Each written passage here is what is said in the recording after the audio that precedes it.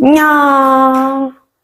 자, 우리 이제 12강으로 한번 넘어가 볼 건데요. 12강에서 붕당 전치의 전개와 그리고 변화에 대해서 같이 한번 알아보도록 하겠습니다. 재밌습니다, 여러분. 그리고 시험 문제에 어렵게 나오는 단원이기도 해요. 어렵지 않겠죠? 어렵지 않겠죠? 같이 한번 해보겠습니다. 아까 전에 선생님이 설명했었던 게 인조까지였었는데, 그치? 인조 때의 크나큰 사건, 두 번의 호란이 일어난다. 무슨 호란부터예요? 그렇죠. 정묘호란 때는 누가 쳐들어왔어요?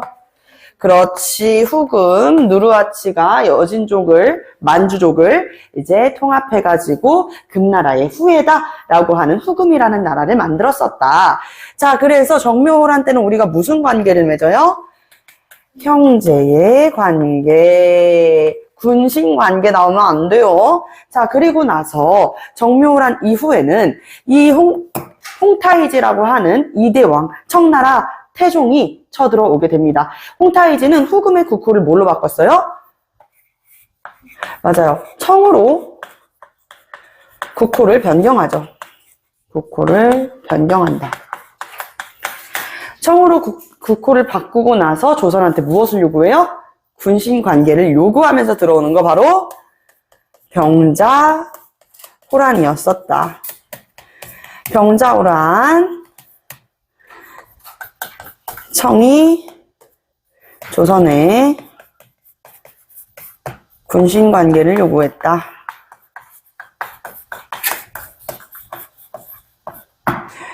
정묘호란 때는 우리 인조께서 강화도로 피란을 가는데 성공했지만 병자호란 때는 강화도로 피란을 가지 못합니다. 강화도가 이미 포위된 상태였어요. 그래서 이때는 어쩔 수 없이 개경도 함락돼, 한양도 함락돼, 빠른 속도로 함락이 되자 결국에는 선택지가 없었던 나머지 남한산성에 피란을 가게 되는데 사실은 고립입니다. 일단은 왕자였었던 복림대군은 강화도로 보내요. 그렇지만 이 인조가 이제 세자로 책봉했었던 다음 왕이 될 소현세자는 남한산성에서 45일 동안이나 이제 저항을 하게 되는 것이죠.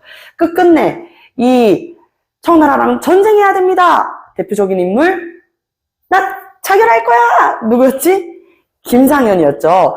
그리고 청나라랑 전쟁하고 싶지만 우리 지금 약하지 않습니까? 일단은 우리 어떻게 하자? 화친을 하고 그리고 나서 힘을 키워가지고 나중에 치자라고 주장했었던 일단 화친을 주장한 주화파의 최명길이 있었다. 결국에는 이제 인조가 누구의 편을 들어요? 그렇지. 주화파의 이제 의견을 수립을 해가지고 우리가 항복을 하게 되는 것입니다. 그게 바로 삼전도의 굴욕이 되겠습니다. 삼전도의 굴욕. 삼전도에서 삼배구 고주의 예를 갖추게 되면서 한 번 죄송합니다 얘기할 때마다 이 말을 3번이나 지어야 되는 엄청난 치욕과 수모를 겪은 우리 인조. 결국에는 그것으로 인해 가지고 군신관계, 청나라와의 군신관계가 체결이 됩니다. 자, 여기에서 군신관계 무엇입니까? 군신관계가 무슨 뜻이에요? 군주의 관계. 그래서 우리가 누구를 군주로 모시는 거예요? 그렇지. 청을 군주로 모시는 거예요. 자, 그래서 이런 군신관계가 체결이 된다라는 내용으로 이해를 해주시면 되고요.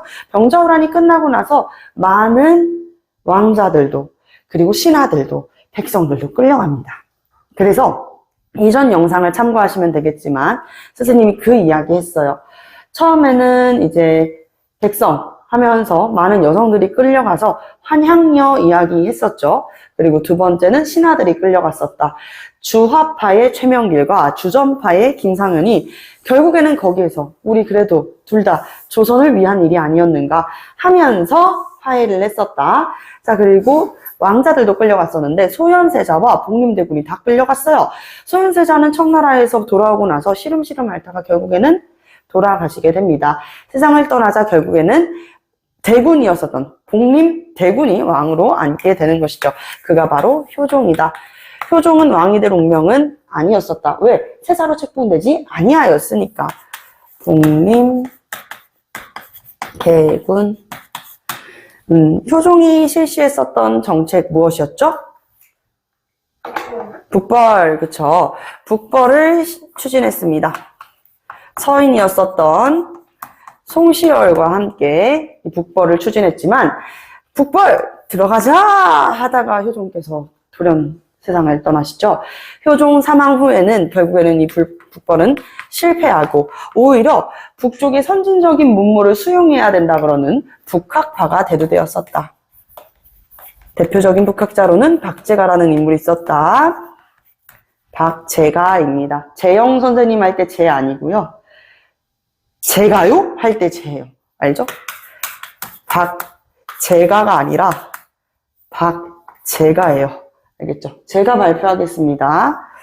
자, 그래서 북학파가 대두되고, 그리고 나서 효종 사후에 현종이 이제 왕위에 올랐는데 현종 때부터 문제가 생겨요. 자, 우리 선조 때부터 살인 세력들이 정계를 주도했죠. 훈굿바이 하면서 나눠지게 되는데, 우리가 그냥 학교에서 배울 때는 그냥 정말 무지성으로 이조전랑 자리 때문에 갈라진 걸로 많이들 알고 있잖아요. 그쵸? 근데 사실은 척신 정치를 어떻게 척결해 나갈 것인가를 중심으로 갈라진 거야. 동인과 서인으로 나눠졌다. 그리고 이 동인은 북인과 남인으로 나눠졌다. 북인이 남명 조식의 학문을 계승한 제자들, 남인이 태계 이황의 학문을 계승한 제자들, 서인이 율곡 이이나 아니면은 성훈의 이제 학문을 함께 하는 사람들이었었다라고 볼 수가 있겠는데요. 자, 이 북인 세력들이 누구를 지지했었다 그랬어? 이제 귀에 닦지 않겠다 얘들아. 누구였어? 광해군이었지, 그치? 광해군을 지지했는데, 광해군은 군이에요. 왕자의 자리에 그치고 말았었던 거야. 그치? 그러면서 광해군은 축출되면서 북인 세력들도 대거 축출돼요. 그럼 이제 정계는 남인과 서인들이 있는데, 인조반정을 누가 주도했어? 그렇지. 인조반정 누가 주도했다고? 좋아요. 인조반정을 주도했었던 서인이 정계를 주도하고, 인조반정을 주도했기 때문에 정치를 서인이 주도하고 남인은 뒤에서 참여하는 느낌으로 이제 정치가 운영이 됐는데, 현종 때 이 서인과 남인이 땅땅 싸우게 되는 거예요.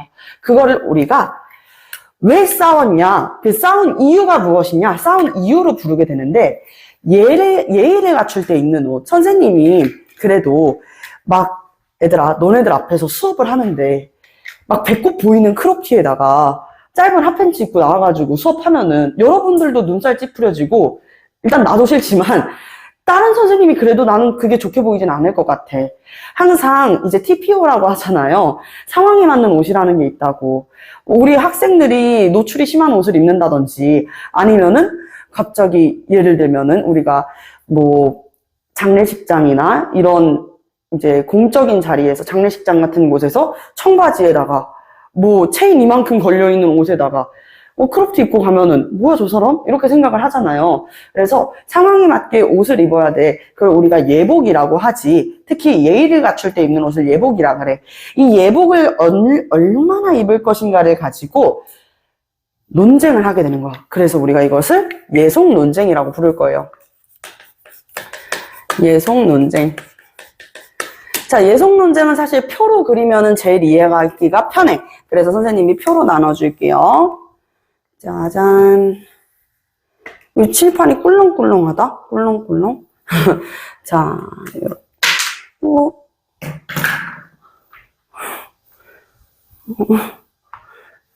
자, 갑자기 부러졌네요. 자, 이게 1차 예속 논쟁이고 2차 예속 논쟁이었었다. 이렇게 보면은 조금 아니다. 서인이랑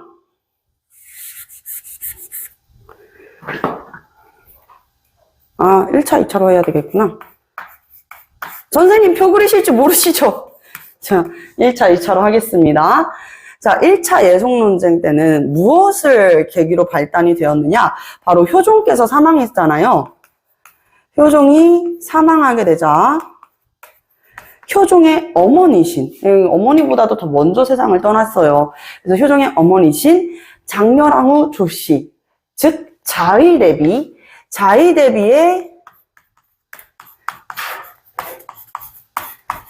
상복 착용 기간을 놓고 대립하게 되는 것이에요. 얼마나 입을 것인가를 가지고 대립하게 되는데, 칸을 조금 더 넓게 할 걸 그랬나? 칸을 조금 더 넓게 할게요. 이렇게 해서, 맞다, 이거 부러졌지? 이렇게 나눠보겠습니다. 일단은 서인은 뭐라고 주장을 하냐면, 서인은 주로 정통성리학자들이었었다라고 이야기를 했었잖아요. 그쵸? 그래서 정통성리학자들 입장에서는 서인들이 누구를 또 왕으로 느끼지 않았었어? 그렇지, 광해군이란 말이야. 왜? 출신이 그렇잖아. 후궁의 둘째 아들이었었고, 명가의 대의명분도 지키지 않는 왕이라고 생각을 했었잖아, 얘들아. 그런 것처럼 이 효종도 보면은 좀 알 수 없어. 갑자기 소현세자가 왜 죽었는지, 그리고 소현세자가 죽고 나서 복림대군이 왕이 됐는데 세자가 아니라 대군이잖아. 그러니까 사실 효종은 왕이 아니다, 대군이다 라는 입장이 바로 서인이었던 거야. 서인들은 뭐라고 주장하냐면, 복림대군은 대군이기 때문에 일반적인 사대부의 예법을 적용해야 된다라고 이야기를 해요. 아니, 사대부의 예법이요? 그냥 선비들의 예법을 이야기를 하는 거야. 그래서 사대부의 예법으로 적용을 하자. 무엇을 근거로 들었었냐면, 자, 여러분들 들어봤을 겁니다. 바로 주자가래예요. 벌써부터 뒤돌았을 때 여러분들 표정이 예상이 되는데, 선생님, 주자가래요?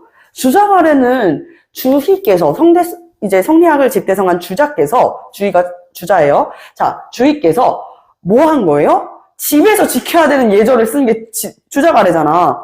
주제가래를 들고 와가지고, 이 그냥 사대부 예법을 적용하겠다 그러면은, 이건 너무 효종 왕이었었는데, 왕에 대한 예우를 못 갖추는 거 아닙니까? 라고 생각하는 친구들도 있을 거예요.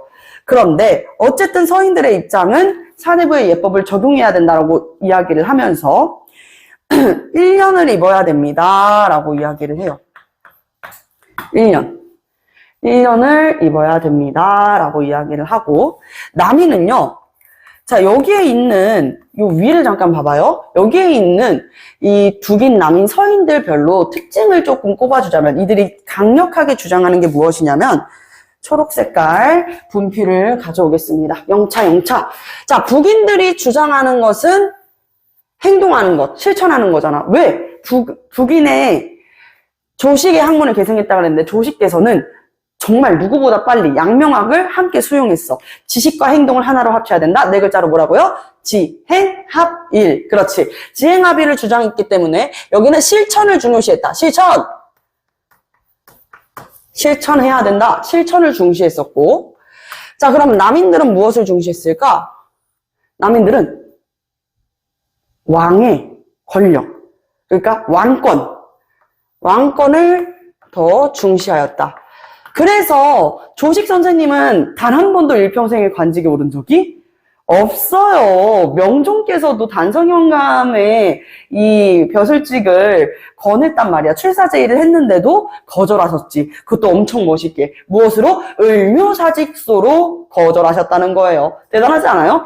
자, 그리고 서인은 그리고 이황 선생님은 대신에 관직에 여러 번 오르셨었죠. 왜? 왕께서 원하면은 내 뜻이 아니더라도, 출사가 내 뜻이 아니더라도 왕께서의 부르시는 거니 따라야 된다라고 얘기했던 거고. 자, 그럼 서인은 무엇을 중심적으로 이야기를 했냐? 바로 신권입니다. 이거 약간 정도전이 이야기했었던 신권 중심의 조선. 그치? 왕도 정치에서 가장 중요한 것은 뭐? 왕이 아니라 신하야, 신하. 신하가 왕이 어진 정치를 이끌 수 있도록 어떻게 해줘야 되는 거야? 이끌어줘야 된다는 것이죠. 이해되셨죠? 네, 좋아요. 자, 그래서 남인들은 왕권을 조금 더 중시했었던